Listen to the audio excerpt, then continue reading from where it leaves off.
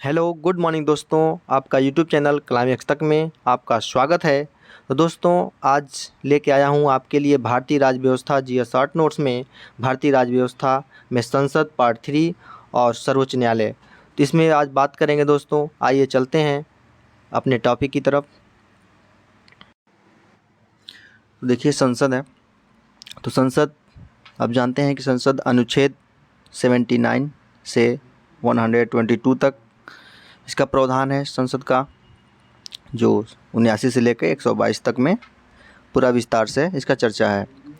और संविधान का भाग 5 में अध्याय 2 है जो संसद का चर्चा दिया गया है, चर्चा की गई है इसमें। अनुच्छेद की बात करें, अनुच्छेद 79 79 संघ के लिए एक संसद होगी जो राष्ट्रपति और 2 सदनों से मिलकर बनेगी, जिनके पास राज्यसभा एवं लोकसभा होंगे। जानते हैं कि पहले वीडियो में बता दिए आपको कि जो संसद होगा राज्यसभा, लोकसभा और राष्ट्रपति से मिलके बनती है दोस्तों। तो आइए बात करते हैं। जो राष्ट्रपति आपने पढ़ चुका है पहले ही, और इसमें है लोकसभा और राज्यसभा। तो लोकसभा की बात करें, लोकसभा की अधिकतम संख्या 550 होती है, जो पहले 552 थी। जो 2 एंग्लो इंडियन राष्ट्रपति चुने जाते थे उसको तो पता ही है कि उसे बंद कर दिया गया है, समाप्त कर दिया गया। तो इसमें देखिए राज्यों से अधिकतम 330 सदस्य तथा संघ राज्य क्षेत्रों से अधिकतम 20 सदस्य प्रतिनिधि सदस्यों से मिलकर आपकी लोकसभा बनती है, जो मिलाकर 550 होता है। और अनुच्छेद 93 की बात करें तो लोकसभा के अध्यक्ष एवं उपाध्यक्ष का चुनाव होता है, जो लोकसभा के सदस्यों में से ही होता है। जो लोकसभा के सदस्य जीत के आते हैं उन्हीं में से लोकसभा का अध्यक्ष और लोकसभा उपाध्यक्ष चुना जाता है। और आगे है आपका अनुच्छेद 94, जो अध्यक्ष अपना त्यागपत्र उपाध्यक्ष को तथा उपाध्यक्ष अपना त्यागपत्र अध्यक्ष को सौंप सकता है।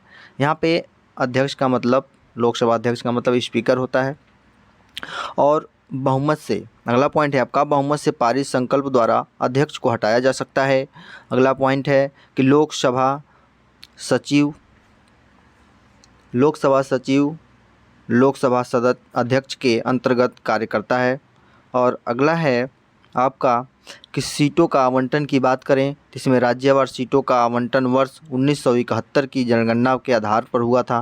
मतलब कि 1971 में जो जनगणना हुई थी उसी के आधार पर कि कितने जनसंख्या पर एक सदस्य रखे जाएंगे, वो अभी 1969 के जनगणना के अनुसार ही चल रहा है। जो 84वें संविधान संशोधन अधिनियम 2001 के अनुसार यह निर्णय वर्ष 2026 तक यथावत रहेगा। मतलब जो निर्णय लिया गया है ये 2026 तक अभी वही रहेगा, और 26 के बाद इसमें फिर बदलाव किया जाएगा।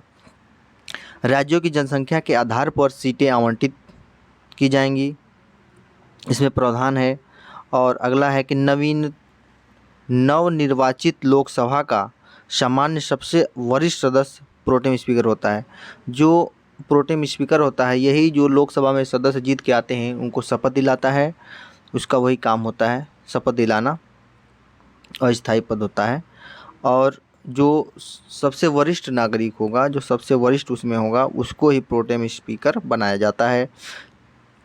कार्य की बात करें तो आम चुनाव के बाद नवनिर्वाचित सदस्यों को शपथ दिलाना प्रोटेम स्पीकर का काम होता है। और ये बात करें कि इस अनुच्छेद में इसकी चर्चा है तो ये अनुच्छेद 100 के 3 में इसकी विस्तृत रूप से चर्चा की गई है। जो लोकसभा का कोरम यानी गढ़पूर्ति, कुल सदस्य संख्या का 1/10 भाग। गढ़पूर्ति की बात की गई, आपको पहले बता ही चुका हूँ कि गढ़पूर्ति माने वही होता है कि लोकसभा कैसे चलेगी, कितने सदस्य होने चाहिए कम से कम, तब लोकसभा चल सकती है। तो लगभग 1/10 सदस्य यदि हैं तो चलेगा। गढ़पूर्ति का मतलब यही है, अर्थात 55 सदस्य। आगे है आपका लोकसभा का प्रथम अधिवेशन 13 मई 1952 को हुआ था। और अगला पॉइंट है गणेश वासुदेव मावलंकर लोकसभा के प्रथम अध्यक्ष रहे। मीरा कुमार प्रथम महिला अध्यक्ष रहीं लोकसभा की, अर्थात स्पीकर रहीं। सर्वाधिक प्रतिनिधि उत्तर प्रदेश से 80 सीट है लोकसभा की, उत्तर प्रदेश में सबसे ज़्यादा सीट है यहीं पर उत्तर प्रदेश में ही। और बात करें अवधि की तो इसमें प्रथम अधिवेशन के लिए नियत तारीख से 5 वर्ष तक की अवधि तक लोकसभा का कार्यकाल रहता है, लोकसभा सदस्य का कार्यकाल रहता है। और राष्ट्रपति को समय से पहले विघटित करने का अधिकार है। चाहे तो राष्ट्रपति लोकसभा को भंग कर सकता है, विघटित कर सकता है। ये राष्ट्रपति की शक्ति में पढ़ चुके हैं। और आपातकाल में एक बार में 1 वर्ष तक की बढ़ोतरी हो सकती है। यदि आपातकाल लग जाता है तो इसके कार्यकाल को, लोकसभा के कार्यकाल को 1 वर्ष तक के लिए बढ़ाया जा सकता है एक बार में। सदस्य बनने की अर्हता कम से कम 25 वर्ष की आयु आपकी होनी चाहिए। जो लोकसभा का सदस्य बनना चाहता है तब वह बन सकता है। और अनुच्छेद 80 बात करें तो इसमें राज्य का चर्चा किया गया है। जो भारत में संसद होगा, संसद में जो 2 सदन होंगे, राज्यसभा और लोकसभा, तो राज्यसभा जो है वो अनुच्छेद 80 के अंतर्गत आता है। देखिए, राज्यों एवं संघ राज्य क्षेत्रों के अधिकतम 238 निर्वाचित अप्रत्यक्ष रूप से, मतलब अप्रत्यक्ष चुनाव होता है वहाँ पे राज्यसभा के सदस्यों का। तो यहाँ दिया है कि अप्रत्यक्ष रूप से तथा राष्ट्रपति द्वारा मनोनीत 12 सदस्यों से मिलकर राज्यसभा का गठन होता है। जो 12 सदस्य हैं ये राष्ट्रपति के द्वारा मनोनीत किए जाते हैं या चुने जाते हैं। निर्वाचन की बात करें तो आनुपातिक प्रतिनिधित्व पद्धति के अनुसार एकल संक्रमणीय मत द्वारा होता है इनका चुनाव। और राष्ट्रपति द्वारा नामांकित 12 सदस्य साहित्य से, विज्ञान, कला और समाज सेवा से विशेष या व्यवहारिक अनुभव वाले व्यक्ति को चुना जाता है, जो राष्ट्रपति चुनता है। और ये राज्यसभा एक स्थायी सदन है, विघटन नहीं होता है। इसमें 1/3 सदस्य प्रत्येक दूसरे वर्ष सेवानिवृत्त हो जाते हैं और इनका कार्यकाल 6 वर्ष होता है। जानते ही हैं सदस्यों का कार्यकाल 6 वर्ष होता है। सदस्यता हेतु न्यूनतम आयु, देखिएगा, ध्यान दीजिएगा, लोकसभा के सदस्य के बनने के लिए आपकी न्यूनतम आयु 25 वर्ष होनी चाहिए, लेकिन यहीं पर राज्यसभा का सदस्य बनने के लिए आपका न्यूनतम आयु 30 वर्ष होनी चाहिए। अगला है कि उपराष्ट्रपति राज्यसभा का पदेन सभापति होता है। जो कहते हैं कि जो राज्यसभा का सभापति कौन होता है, तो जो उपराष्ट्रपति होता है वही राज्यसभा का सभापति होता है, उपराष्ट्रपति। उपसभापति अपना त्यागपत्र सभापति को सौंपता है। अगर राज्य का उपसभापति को त्यागपत्र देना है तो अपना त्यागपत्र सभापति को देगा। उपसभापति बहुमत से पारित संकल्प द्वारा हटाया जा सकता है। उपसभापति से पारित संकल्प द्वारा से हटाया जा सकता है। अन्य तथ्यों की बात करें तो इसमें देखिए, अखिल भारतीय सेवाओं का सृजन, राज्यसभा की एकांकित शक्ति और संविधान की 4वीं अनुसूची में राज्यसभा के लिए राज्यों व संघ राज्य क्षेत्रों में सीटों के आवंटन का प्रावधान है।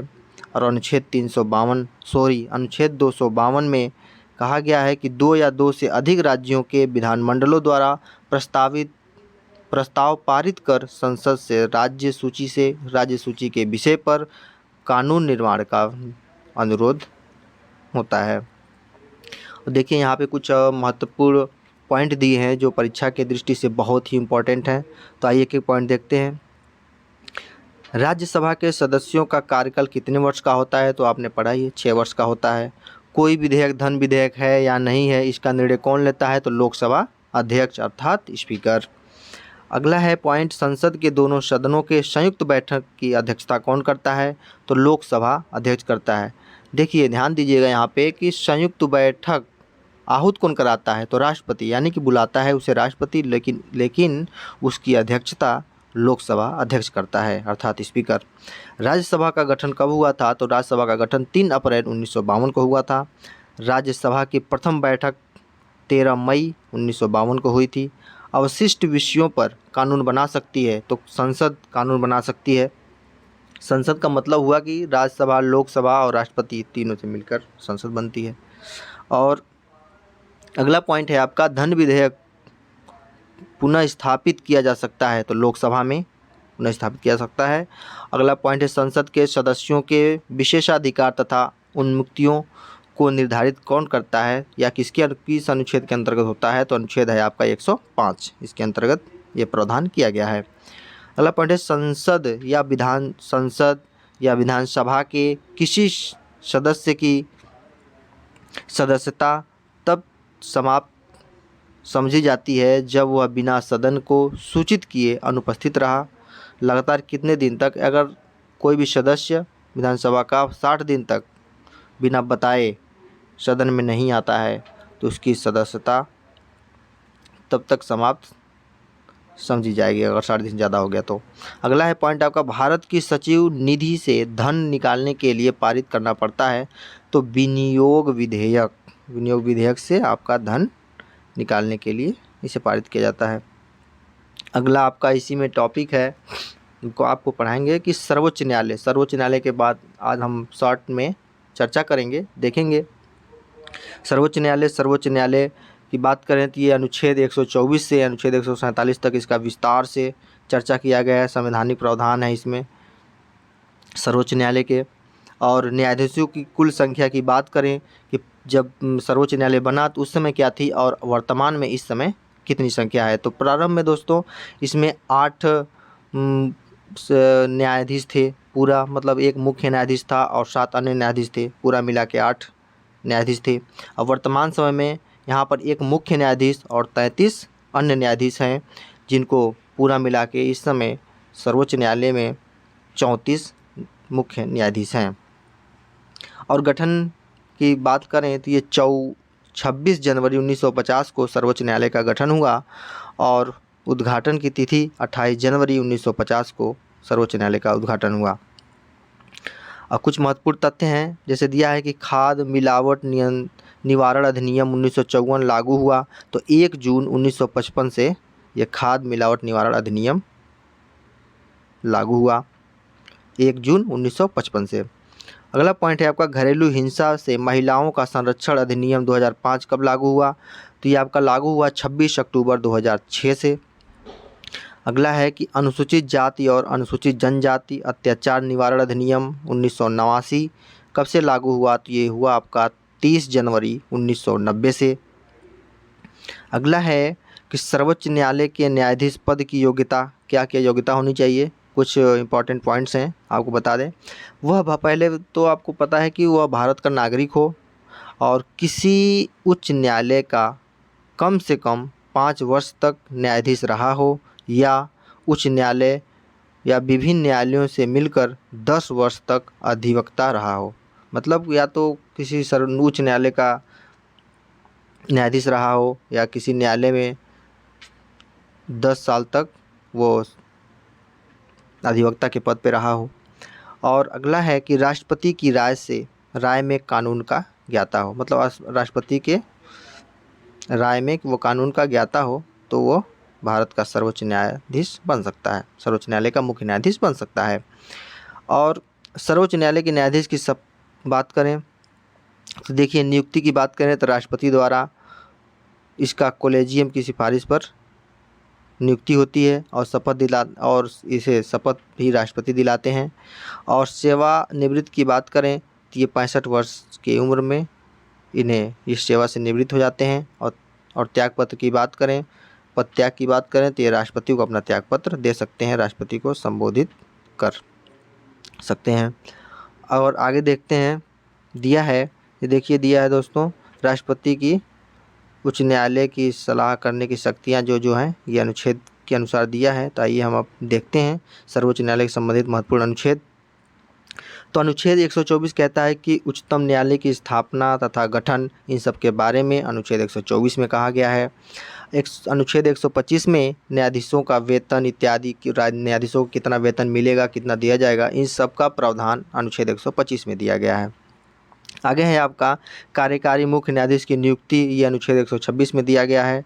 और आगे है कि तदर्थ न्यायाधीशों की नियुक्ति जो होगा, इनकी चर्चा अनुच्छेद 127 में किया गया है। और आगे बात करें तो उच्चतम न्यायालय में सेवानिवृत्त न्यायाधीशों की क्या उपस्थिति होगी, इन सब के बारे में अनुच्छेद 128 में बात की गई है। आगे चलते हैं, बात करें अनुच्छेद 129 की। इसमें कहा गया है कि अभिलेख न्यायालय के रूप में उच्चतम न्यायालय होगा, इन सब की चर्चा अनुच्छेद 129 में की गई है। और अनुच्छेद आपका 131 कहता है कि उच्चतम न्यायालय का मूल क्षेत्राधिकार क्या होगा, इन सब की बात बारे में इस अनुच्छेद 131 में बात कही गई है। और आता है अगला अनुच्छेद 132 से 136 तक।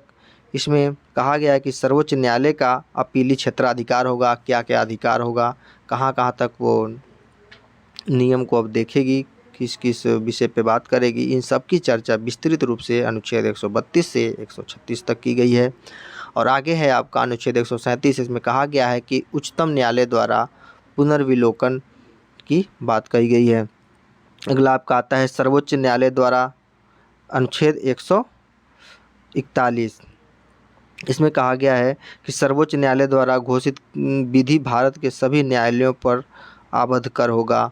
और अनुच्छेद 142 कहता है कि उच्चतम न्यायालय की डिक्रियों और आदेशों में प्रवर्तन एवं प्रकटीकरण आदि के बारे में आदेश दिया गया है अनुच्छेद 142 में।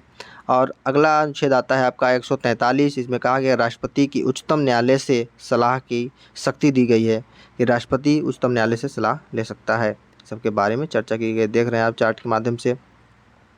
आइए सर्वोच्च न्यायालय उच्च न्यायालय के न्यायाधीशों को हटाया जाना, जैसे कि आधार दिया है कि कदाचार हो, असमर्थता हो, मतलब व्यवहार अच्छा ना हो, या असमर्थ हो, उस पद पे रहने के लिए असमर्थ हो, कार्यभार ना संभाल सके, उस स्थिति में सर्वोच्च न्यायालय से मुख्य न्यायाधीश को हटाया जा सकता है। संबंधित अनुच्छेद 124(4) में और 124(5) में इसका विशेष प्रावधान दिया गया है। और प्रक्रिया की बात करें, संसद के प्रत्येक सदन द्वारा अपनी कुल सदस्य संख्या के बहुमत मत द्वारा उपस्थित एवं मत देने वाले सदस्यों के कम से कम 2/3 बहुमत से। यहाँ देखिए लिखा है कि उपस्थित एवं मत देने वाले सदस्यों के कम से कम 2/3 बहुमत से, मतलब 550 सीट है लोकसभा में, ये 250 सीट है राज्यसभा में। और मतलब जितने उस समय उपस्थित रहेंगे, जब कानून पेश होगा इनको हटाने के लिए, बिल पेश होगा, तो जो उपस्थित सदस्य रहेंगे उनका उपस्थित सदस्य का 2/3 बहुमत अनिवार्य है, तो हटा सकता है। अब महत्वपूर्ण तथ्य की बात करें, आइए देखते हैं। पहला पॉइंट है आपका, उच्चतम न्यायालय ने संविधान के मूल ढांचे का सिद्धांत प्रतिपादित किया किस के द्वारा, तो केशवानंद भारती वाद 1973 में। और भारतीय संविधान का संरक्षक तथा अभिभावक कहा जाता है सर्वोच्च न्यायालय को। सर्वोच्च न्यायालय संविधान की रक्षा करता है, इसीलिए उसे कहते हैं। और संविधान की व्याख्या करने का अंतिम अधिकार किसके पास होता है, तो ये होता है सर्वोच्च न्यायालय के पास। और भारतीय संविधान में न्यायिक पुनर्विलोकन का आधार है विधि का शासन, मतलब कानून का शासन होगा। उच्चतम न्यायालय में न्यायाधीशों की संख्या में वृद्धि करने की शक्ति किसमें निहित है, तो ये संसद में निहित है। और उच्चतम न्यायालय के न्यायाधीशों की वेतन का निर्धारण किया जाता है, तो संसद द्वारा किया जाता है, जो अनुच्छेद 125(1) में दिया गया है। सेवानिवृत्त होने के पश्चात सर्वोच्च न्यायालय के न्यायाधीश वकालत कर सकते हैं, किसी भी न्यायालय में नहीं कर सकते हैं। अगला पॉइंट है, भारत के सर्वोच्च न्यायालय के कार्यवाही मुख्य न्यायाधीश की नियुक्ति कौन करता है, तो राष्ट्रपति करता है। सर्वोच्च न्यायालय के कॉलेजियम में मुख्य न्यायाधीश के अतिरिक्त अन्य वरिष्ठ न्यायाधीश शामिल हैं, तो कितने हैं, इनके अलावा 4 और शामिल हैं। आगे दिया है कि केंद्र और राज्य के बीच होने वाले विवादों का निर्णय करने की भारत के उच्चतम न्यायालय की शक्ति आती है किसके पास, तो मूल अधिकारिता के अंतर्गत आती है। अगला दिया है आपका पॉइंट कि उच्चतम न्यायालय की अब तक की सबसे बड़ी पीठ जो 13 न्यायाधीश थे जो गठित की गई थी, वह केशवानंद भारती वाद जो 1973 में हुआ था। अगला है आपका वह अनुच्छेद जिसके अंतर्गत उच्चतम न्यायालय में सुधारात्मक याचिका दाखिल की जा सकती थी या की जा सकती है, यह अनुच्छेद 142 में इसका प्रावधान विस्तृत रूप से किया गया है। अगला पॉइंट है आपका उच्चतम न्यायालय से विधि के प्रश्न पर राय लेने का अधिकार किसे प्राप्त है, तो ये है आपको राष्ट्रपति को प्राप्त है। उच्चतम न्यायालय ने न्यायाधीशों की नियुक्ति के लिए कॉलेजियम व्यवस्था को अपनाया था, ये 1993 में अपनाया था। जनहित याचिका की माता के नाम से जाना जाता है, जिसे पुष्पा कपिला हिंगोरानी को जाना जाता है। और अगला और अंतिम पॉइंट है आपका उच्चतम न्यायालय और उच्च न्यायालयों की कार्रवाइयों की भाषा कैसी होनी चाहिए, अंग्रेजी। यदि कोई सुप्रीम कोर्ट में आप लेके मैटर जाते हैं तो आपका जो जवाब होगा वो इंग्लिश में लिख के देना पड़ेगा, और उसका जवाब जो मिलेगा आपको इंग्लिश में ही मिलेगा, जो आप जान सकते हैं भाषा उसकी इंग्लिश होगी, सुप्रीम कोर्ट और हाई कोर्ट की। और PIL की बात करें तो इसका फुल फॉर्म होता है पब्लिक इंटरेस्ट लिटिगेशन, मतलब जनहित याचिका। इसका पूरा नाम है जनहित याचिका। और इसके जनक देश, ये कहाँ से लिया गया, तो USA यानी अमेरिका से लिया गया है। और भारत में इसके जनक थे PN भगवती, जो आगे पढ़ चुके हैं। भारत में शुरुआत ये कब हुआ, तो 1979 में इसका शुरुआत हुआ। और कुछ विविध दिए हैं, आइए बात करते हैं। सूची, विषय, वर्तमान काल और मूल विधि। सूची क्या क्या था, तो संघ सूची की बात करें तो वर्तमान में 98, संघ सूची में 98 विषय हैं। और मूल सूची जब बना था उसमें 97 थे। और सूची, राज्य सूची की बात करें तो 59 विषय हैं और वर्तमान में, और पहले 66 थे। और समवर्ती सूची की बात करें तो वर्तमान में 52 विषय हैं और पहले 47 थे। और आगे देखते हैं कि अनुच्छेद 371 में महाराष्ट्र और गुजरात राज्यों के संबंध में विशेष उपबंध दिया गया है। 371 में 371 क में नागालैंड राज्य के संबंध में विशेष उपबंध है। और 371 ख में असम राज्य के संबंध में विशेष उपबंध दिया गया है। और 371 ग में मणिपुर राज्य के संबंध में विशेष उपबंध दिया गया है। तो दोस्तों आज यहीं ये वीडियो समाप्त होता है और अगला वीडियो आपको मिलेगा हाई कोर्ट पे। तो दोस्तों वीडियो देखने के लिए धन्यवाद। आपका दिन शुभ हो।